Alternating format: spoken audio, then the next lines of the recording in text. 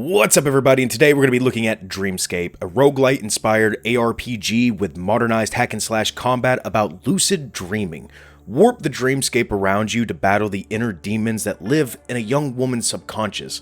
Dream, die, wake, repeat. Now, a few months ago I actually did the prologue review for this game and absolutely loved the premise. And I loved the gameplay for it, and they did not fail. The release of this game is exactly what you were getting from the prologue, except a hell of a lot more. Now, the game is still in early access, but for the time being actually, you're going to get 6 levels and 4 different biomes. You're getting 3 bosses with 13 enemy classes, 44 variants of enemies. You're getting nearly 200 unique different items and abilities. There's nearly 200 unique encounters, which is combat puzzles and events, and then 20 challenge room modifiers, which would be basically going into a certain combat room and they have an objective for you to finish in a certain amount of time, and you can get a special reward for it. Now, real quick, let's talk about the story. You play as Cassidy for the time being. I don't know if there's going to be character changes or if we're going to stay as Cassidy, but she has moved from her small little village to a big city. She seems to actually have some self-confidence issues, why she goes into lucid dreaming and she fights fear and isolation. And during the times of fighting those, you'll wake up into the real world and you can interact with certain characters within the city. Between idle chit-chat with them and giving them gifts to help boost their friendship score, you end up unlocking new items to go into the lucid world with, but I don't even think that's the biggest thing about it. When you reach certain levels with each character, you get more of a backstory to not just Cassidy, but also these individuals who may have their own issues that they're dealing with. And they're not really just these faux pas characters that you really don't care about. Once you start reading their story and seeing their actual struggles and appreciation for Cassidy to open up to her and to open up to them, it really does great in the sense of world building. I don't think I've ever had a game, in a long time at least, where 6 people have really caught my attention and I'm really wanting to know their story. And this isn't the bulk of the gameplay, this is optional, but to be honest, to me, this feels like the major part of the game. Each one of these characters have been well flushed out, and it's so nice to see that.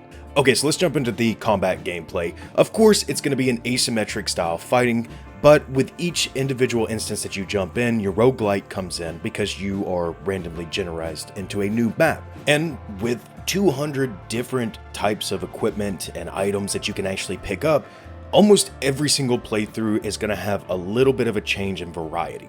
And while climbing up the ladder, going through the 6 levels, if you do die, you are going to repeat and start from the beginning, but it's not much of a hindrance. You still love going through these beautiful landscapes that you have to go through, and with the big bosses that you have to fight, you can always choose to skip them after you've already defeated them the first time. You'll get the little health upgrade to go to the next level, so you're not losing much in the way of being weaker if you skip the boss. You'll just miss a little bit of sand, which is the basic currency from which you can go to the markets in the lucid world and buy new weapons or upgrades. And of course, speaking of weapons and upgrades, there is just about any type of playstyle for everybody here, depending on what kind of weapons you want. Since it is a lucid dreaming, you have, of course, your katanas, your broadswords, your hammers, but since you are in the dream world, and that's what I liked about this game, you have finger guns, you have yo-yos, you now know different styles of karate, or even just a normal unarmed character.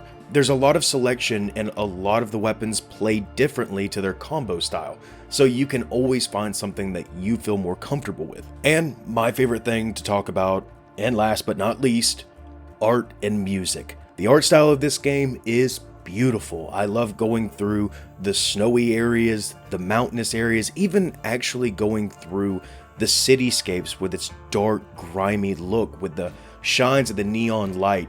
They've really done well in the Unreal Engine and brought this small little room-to-room place to life.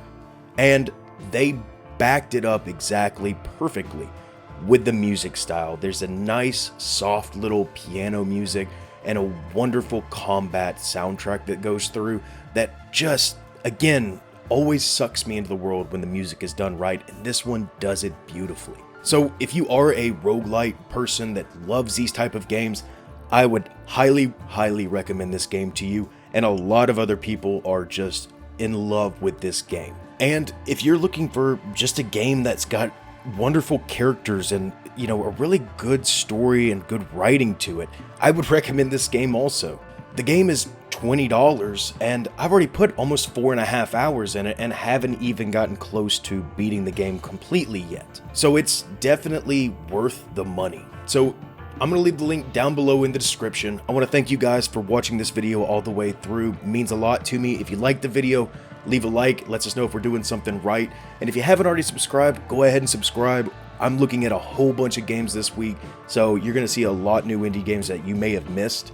And thank you again, guys. Like always, I'll see you in the next video, and have fun.